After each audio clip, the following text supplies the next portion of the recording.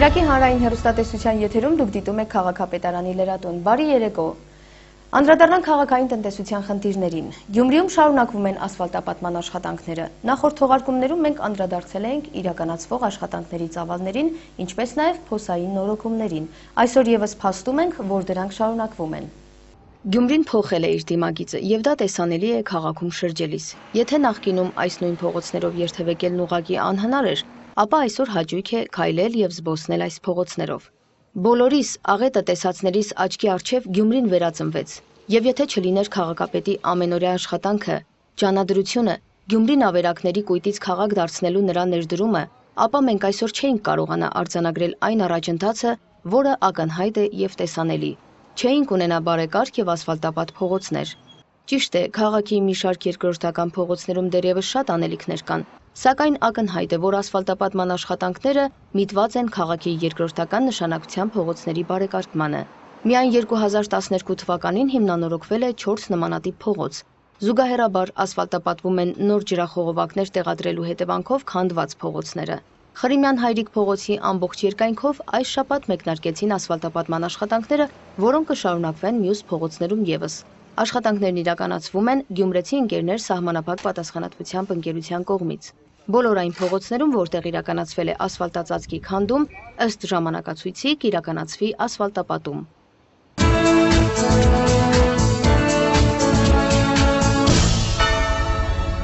Շարունակում ենք թողարկումը։ Գյումրու քաղաքապետարանի կողմից իրականացվող աշխատանքները քաղաքի փողոցների լուսավորվածության ուղղությամբ փաստվում են թվերով։ Եթե 1999 թվականին քաղաքում վառվում էր 250 լամպ, ապա շնորհիվ քաղաքապետ Վարդան Ղուկասյանի աշխատանքի այդ թիվն այսօր մոտենում է 5000-ի։ Ամեն շաբաթ Գյումրու քաղաքապետարանի կողմից լուսավորվում է միջինը 3 փողոց։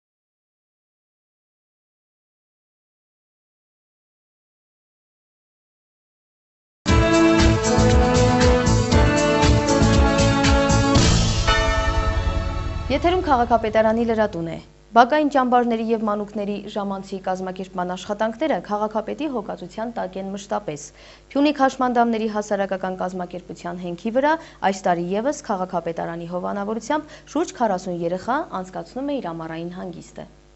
Ճամբարային օրակարգը բավականին հագեցած է քաղաքի տարբեր թաղերից եւ մարզի տարբեր բնակավայրերից այստեղ հաճախող երեխաների համար։ Փյունիկը դարձել է հիմնական այն վայրը, որտեղ երեխաները կարողանում են իրենց ժամանցն ու հանգիստը համատեղել, անկաշկանդ եւ աշխուժ վազվզել, խաղալ եւ վերջապես նոր ընկերներ ձեռք բերել։ Ճամբարականների համար օրը նախ սկսվում է խաղերից, գնդակ ու պարան խաղալուց։ Այստեղ կարևոր չէ, թե օղակը կամ գնդակը ում բաժին կհասնի։ Խաղում են բոլորը խմբերով։ Արդեն երկրորդ տարին է ինչ քաղաքապետի աջակցությամբ են կազմակերպում եւ կենտրոն ճամբար են հաջախում քաղաքի տարբեր ծայրամասերից, նաեւ մարզերից, Ախուրյանից, Մարմարաշենից, Հովունից, մենք ունենք հարմարավետ ավտոբուս, որոնց երեխաներին տեղափոխում են կենտրոն մատչելի ձևով։ Երեխաներն այստեղ նաեւ սնվում են, ինչը եւս բակային ճամբարի կազմակերպման մաս է կազմում։ Մի խոսքով, Փյունիկ հասարակական կազմակերպության կողմից մտածվել է ամեն ինչ, որպեսզի երեխաները այստեղ լավ ժամանակ անցկացնեն։ Ես գնահատում եմ մեր քաղաքապետի աջակցությունը, քանի որ դուք տեսնում եք մեր երեխաներին ինչքան ակտիվ են, որոնք չեն գնում տարբեր վայրեր հանգստանալու կամ տարբեր տեղեր հանգստանալու, հենց գերադասում են Փյունիկ կենտրոնում։ Բոլորի կողմից եմ ես մեր քաղաքապետին հայտնում շնորհակալություն, որ այսպիսի բակային ճամբարներ կազմակերպում են ոչ միայն մեր երեխաների, ես վերջերս տեսա երեխաների նաև ավտոբուսներով տարբեր տեղեր գնացին հանգստանալու ու սոցիալապես եւ երկկողմանի ծնողազուրկ են մեծամասնությունը։ Ամեն օր գալիս եմ, խաղում ենք երեխաների հետ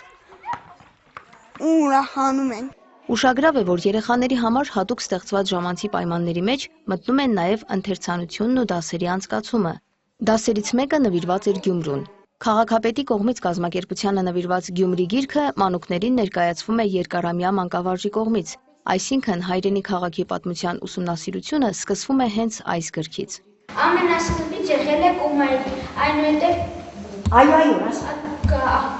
այնուհետև Գյումրի, հետո Ալեքսանդրապոլ, հետո Լենինական և վերջում էլի Գյումրի։ Որն է փաբո մեր հայրենիք, են որ ունի բարձր երկինք, են որ ունի ամպուարև,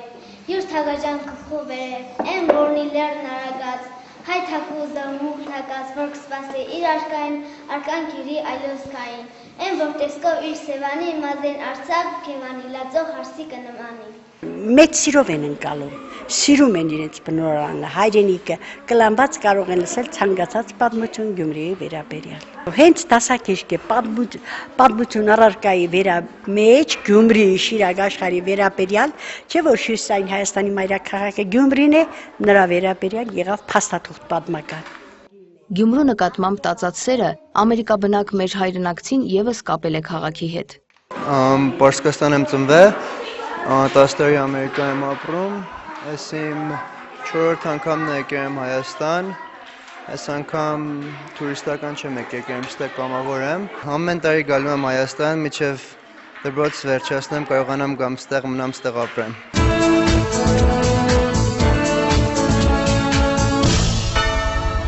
Գյումրու քաղաքապետի աշխատանքը պատմական հուշարձանների պահպանման և պատմական վկայությունների վերականգնման գործում փաստեցին քաղաքի ղեկավարի մեծածավալ և նվիրական հայրենասիրական մղումների մասին, որոնք քանիցս ապացուցվել են կոնկրետ գործերով։ Դրանցից մեկը 2010 թվականին պատվո բլուր հուշահամալիրի վերականգնումն էր։ Իր գործնեության ընթացքում Վարդան Ղուկասյանը երբեք չի մոռացել նրանց, ովքեր Գյումրու համար կենաց ու մահու կռիվ են տվել։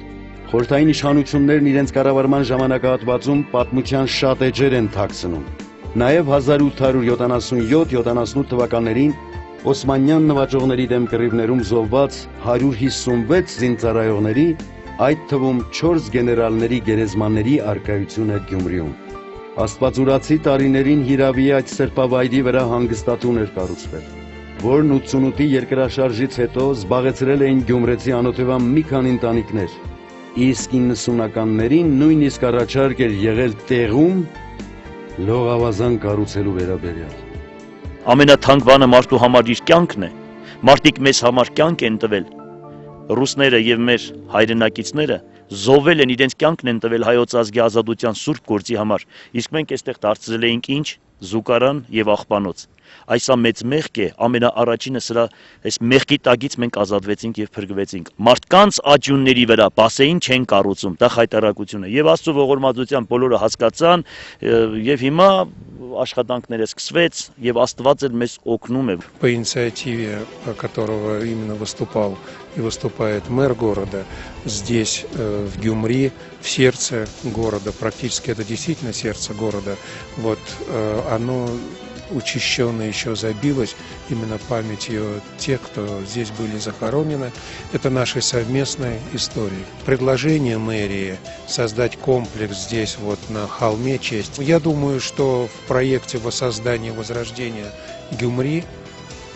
так, чтобы он засверкал своими жемчужинами, я думаю, что нынешнее поколение, дай Бог, увидит. Наверное, пришло время, когда Господь вот просто призвал тех людей, которые ему верны, которые хотят это дело осуществить. Так получилось, что эта мысль, она витала как бы в небе и вот